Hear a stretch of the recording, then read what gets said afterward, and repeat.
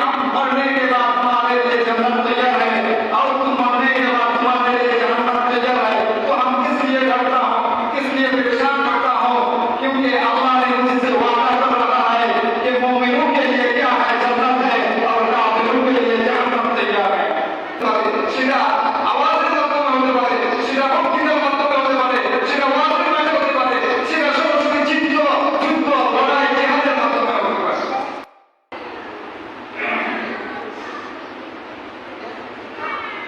সময় সংক্ষিপ্ত, দুটা পয়েন্টে কথা বলতে ইনশাআল্লাহ।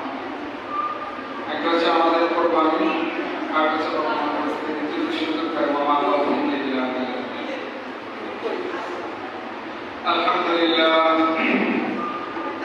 আলহামদুলিল্লাহ الذي جعل لكل أمة منسكا ليذكروا اسم الله على ما رزقهم من بهيمة الأنعام وعلم التوحيد وأمر بالإسلام والصلاة والسلام على رسوله محمد وآله وأصحابه أجمعين. أما بعد فأعوذ بالله من الشيطان الرجيم. بسم الله الرحمن الرحيم. لا ينال الله لحومها ولا دماؤها ولكن يناله التقوى منكم.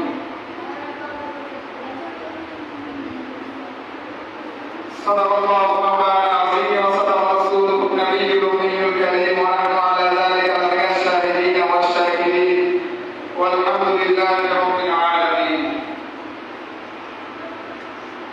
وقال رسول الله صلى الله عليه وسلم من وجد سعدا فلم يضحي فلا يقربن مصلانا أو كما قال النبي عليه الصلاة والسلام. وقال رسول الله صلى الله عليه وسلم المؤمنون كرجل واحد إن اشتكى عينه إن اشتكى كله وإن اشتكى رأسه إن اشتكى كله أو كما قال النبي عليه الصلاة والسلام. সর্বপ্রথম শুকরিয়া জ্ঞাপন করছি ওই মহান সত্তা যিনি আমাদেরকে আজকে একটি সুন্দর সুশৃঙ্খলভাবে একটি সুন্দর একটি অনুষ্ঠান আমাদেরকে উপহার দিয়েছেন। এজন্য আমাদের অন্তঃস্থল থেকে একবার কালিমাতুশ শুকর আদায় করছি আলহামদুলিল্লাহ। اللهم لك الحمد كله ولك الشكر كله ولك الخلق كله ولك الملك كله بيدك الخير كله وإليك يرجع الأمر كله. সাথে সাথে কৃতজ্ঞতা আদায় করছি ওই সকল আসাদিজে কেরাম ও আমার প্রিয় দাদা ভাইদের যাদের অক্লান্ত পরিশ্রম ও মেহনতের মাধ্যমে আজকে আমরা একটি সুন্দর অনুষ্ঠান করতে পেরেছি, এজন্য তাদের কৃতজ্ঞতা আদায় করছি। তো আমার আজকের আলোচনার বিষয়বস্তু হচ্ছে কোরবানি, আর একটা হচ্ছে সংক্ষিপ্ত আকারে বর্তমান পরিস্থিতি নিয়ে কথা বলবো ইনশাআল্লাহ।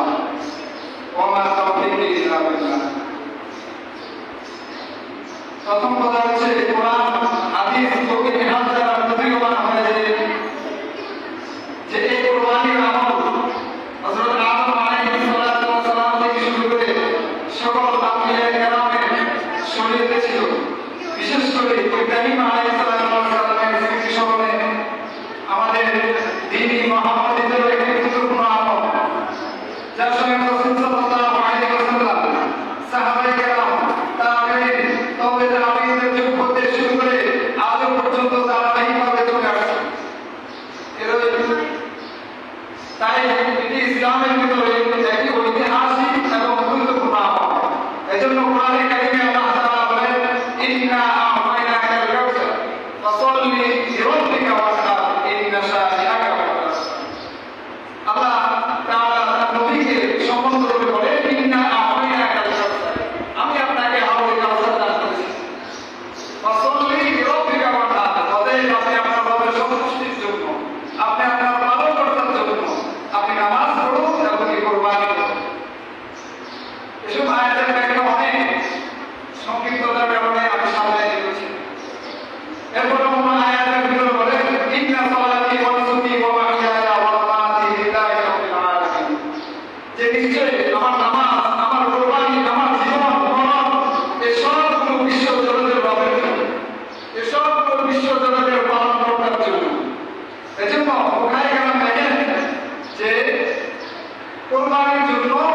শর্ত জরুরি না, বরঞ্চ তার জন্য জরুরি হচ্ছে অন্তরের খুশিয়াত তাকওয়া। কি কতটা তাকওয়া, কতটা আল্লাহ তাআলার জন্য কুরবানি করতে প্রস্তুত, আল্লাহ সেটাই। এজন্য আমরা জায়গায় কোরআনে কারীমের ভিতরে আল্লাহ রাব্বুল আলামিন বলেন, লা ইয়ানালুল্লাহু লুহুমুহা ওয়ালা দিমাউহা ওয়ালাকিন ইয়ানালুহু তাকওয়া। যে আল্লাহ তাআলার নিকট কুরবানির পশু রক্ত, মাংস, হাড্ডি কোনোটাই আল্লাহ তাআলা নিকট পৌঁছে না, একমাত্র ওয়ালাকিন ইয়ানালুহু তাকওয়া, একমাত্র তোমাদের পক্ষ থেকে তাকওয়াটাই পৌঁছে। তাহলে কি বুঝে আসছে আমাদের কথা থেকে যে কুরবানির মাকসাদ হচ্ছে তাকওয়া, কুরবানির মাকসাদ হচ্ছে তাকওয়া। ঠিক তদ্রুপ এক মাস সিয়াম সাধনা পালন করার পর যে আমাদেরকে আরো একটা পশুপতি আল্লাহ তাআলা দিয়েছেন, সেটা হচ্ছে ঈদুল ফিতর, আর সেটার মাকসাদ হচ্ছে তাকওয়া। এজন্য আল্লাহ তাআলা বলেন, ইয়া আইয়ুহাল্লাযীনা আমানু কুতিবা আলাইকুমুস সিয়াম কামা কুতিবা আলাল্লাযীনা মিন ক্বাবলিকুম লাআল্লাকুম তাত্তাকুন। তাহলে ঈদুল আযহা, ঈদুল ফিতর দুইটার মাকসাদ হচ্ছে বান্দা তাকওয়া অর্জন করা। তো তাকওয়া কাকে বলে? তাকওয়া বলা হয়, হযরত আলী রাদিয়াল্লাহু আনহু বলেন যে তাকওয়া বলা হয় যে হিয়া খাউফু মিনাল জালিল ওয়াল আমালু বিত-তানযীমি ওয়াল কানাআতু বিল-গরাইব ওয়াল ইসতিগফারু বিয়াউমিল ওয়াকিল। যে তাকওয়া হচ্ছে আল্লাহ তাআলাকে ভয় করা। কিভাবে ভয় করব? রাসূল বলেন, তাকওয়া আইয়ুমা, যে বান্দা তুমি যেখানে থাকো আল্লাহকে ভয় করো। তুমি মসজিদে থাকো আল্লাহকে ভয় করো, তুমি মসজিদের বাইরে থাকো আল্লাহকে ভয় করো, তুমি মাদ্রাসায় থাকো আল্লাহকে ভয় করো, তুমি মাদ্রাসার বাইরে থাকো আল্লাহকে ভয় করো, তুমি বাজারে থাকো আল্লাহকে ভয় করো, তুমি ঘাটে থাকো আল্লাহকে ভয় করো, তুমি পর্বতে থাকো আল্লাহকে ভয় করো, তুমি পাহাড়ে থাকো আল্লাহকে ভয় করো, তুমি দেশে থাকো আল্লাহকে ভয় করো, তুমি বিদেশে থাকো আল্লাহকে ভয় করো। অর্থাৎ সব হালাতে তাকওয়া, আল্লাহকে ভয় করা। এটা হচ্ছে ইয়া খাউফু মিনাল জালিল। আরেকটা কথা হচ্ছে ইয়া খাউফু মিনাল জালিল ওয়াল আমালু বিত-তানযীম, কোরআন অনুযায়ী জীবন করা, এটা হচ্ছে তাকওয়া। ওয়াল কানাআতু বিল-গরাইব, অল্পতে তুষ্ট থাকা, অল্পতে খুশি থাকা, আল্লাহ আমাকে যা দিয়েছেন এটা নিয়ে আমি খুশি, এটাই হচ্ছে তাকওয়া। আর এটা হচ্ছে ওয়াল ইসতিগফারু বিয়াউমিল ওয়াকিল, পরকাল দিবস আখিরাতটাকে ভয় করা, তার জন্য প্রস্তুতি নেওয়া, এটাই হচ্ছে তাকওয়া। তাকওয়ার বিষয় ইমাম গাজ্জালী রাহমাতুল্লাহ আলাইহি, ইমাম শাফিঈ রাহমাতুল্লাহ আলাইহি, ইমাম আহমদ বিন হাম্বল রাহমাতুল্লাহ আলাইহি, এভাবে অনেক ইমামগণ তাকওয়ার সংজ্ঞা করেছেন। আমাদের সংক্ষিপ্ততার কারণে এগুলো সামনে এগোচ্ছে।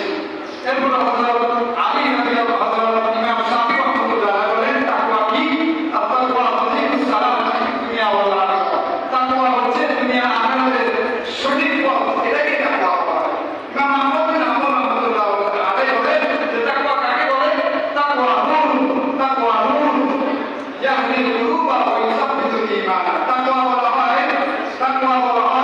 এমন একটা নূর, এমন একটা প্রদীপ, এমন একটা আলো, যার মাধ্যমে মানুষ হেদায়েত, যার মাধ্যমে মানুষের পথ দেখে, যার মাধ্যমে মানুষ বলবে সঠিক পথে খুঁজে পায়, ওয়া ইউসাব্বিতুল ঈমান, এবং ঈমানকে শক্তিশালী করে। এটাই হচ্ছে তাকওয়া। এজন্য খোদার ভিতরে জানি, খোদার ভিতরে এমন আদি হয়ে গেল তাকে ওইখানে মুত্তাকি কাকে বলা হয়? মুত্তাকিকে সুরাতে শিরক করা বলা হচ্ছে, যে শিরক এবং গুনাহ থেকে বেঁচে থাকে তাকে বলা হয় মুত্তাকির ব্যাপারে অনেক কথা আছে। এজন্য আমাদের এই কুরবানির মাকসাদ হচ্ছে তাকওয়া অর্জন করা। এজন্য আল্লাহ তাআলা যেন আমাদেরকে তাকওয়াটা অর্জন করার তৌফিক দান করেন, এবং তাকওয়া অন্তরের ভিতরে ফিট করার জন্য আল্লাহ তাআলা যেন আমাদের তৌফিক দান করে। এজন্য আমরা সবসময় সচ্ছল থাকবো। আরেকটা বিষয় হচ্ছে যে আমাদের বর্তমান পরিস্থিতি দেখে আমাদের খুব দুঃখ লাগে। সেটা হচ্ছে আমাদের দেশে হিন্দুরা থাকে, আমরা বলবো থাকুক, তারা ঘর জমায়, এদিন আমাদের কোনো আপত্তি নেই। তারা আমাদের দেশে থাকে, খুব আদর, খুব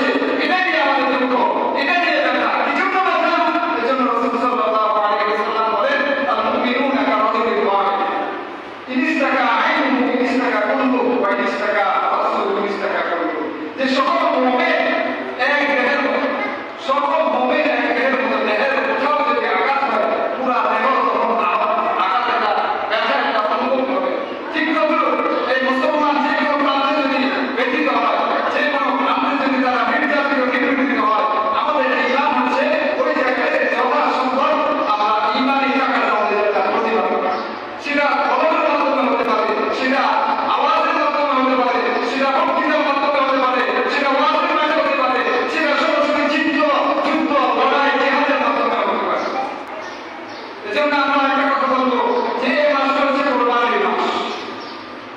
যে মুসলমান কোরবানি দিতেও জানে, কোরবানি দিতেও জানে।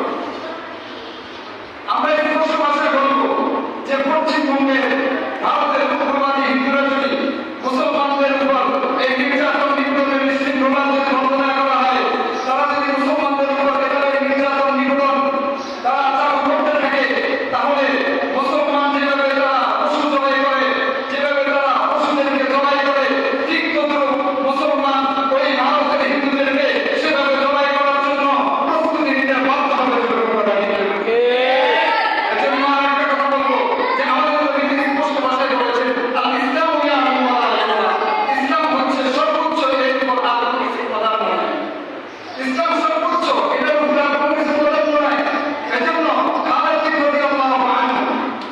রাদিয়াল্লাহু আনহু, যখন দেখলেন ইতিহাস সাক্ষী যে রোমান সাম্রাজ্যের রাজপ্রসাদে গিয়ে যখন দেখলেন যে তার রাজপ্রসাদের বিরুদ্ধে হলে সাতটি গিয়ে মাথা করতে হয়, তখন তিনি সবার সশস্ত্র সৈন্যের সামনে তারা জানতেন যে এই মুসলমান তো সে জাতি যারা অন্যায় করে না, অন্যায় সহ্য করে না, অন্যায় বরদাস্ত করে না, অন্যায়কারী তাদের বিরুদ্ধে সদা সর্বদা সংগ্রাম করে থাকে।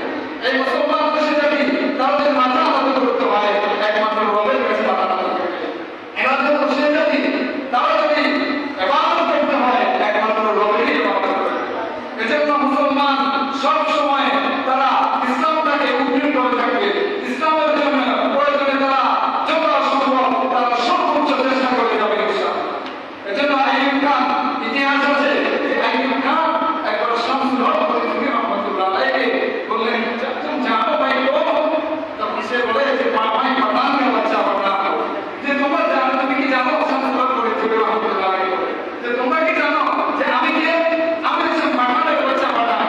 তখন সে ক্ষেত্রে তখন পাল্টা জবাব দিলেন মুজাহিদিল্লাহ আল্লামা শামসুল হক রাহমাতুল্লাহ আলাইহি जोर गलाय बोललेन, तुम जानो तुम कौन हो? मैं मुसलमान का बच्चा मुसलमान हो और तू मुसलमान का बच्चा मुनाफिक हो। फिर वो खामोश हो। এরপর সাথে সাথে সে নিশ্চুপ হয়ে গেলেন। এজন্য তার জীবনের ভিতরে লেখা আছে, শামসুল হক ফরিদপুরি রহমতুল্লাহ আলাইহির জীবনের ভিতরে যে জীবনের ভিতরে লেখা আছে যে টাকা দিয়ে গরু, ছাগল, হাঁস, মুরগি ইত্যাদি কিনা যায়, মগর শামসুল হক ফরিদপুরিকে কিনা যায় না। এজন্য ইসলাম জিন্দা होता है हर কারবালা के बाद। যে ইসলাম বিজয় প্রত্যেকটা কারবালার পরে ইসলামের বিজয়।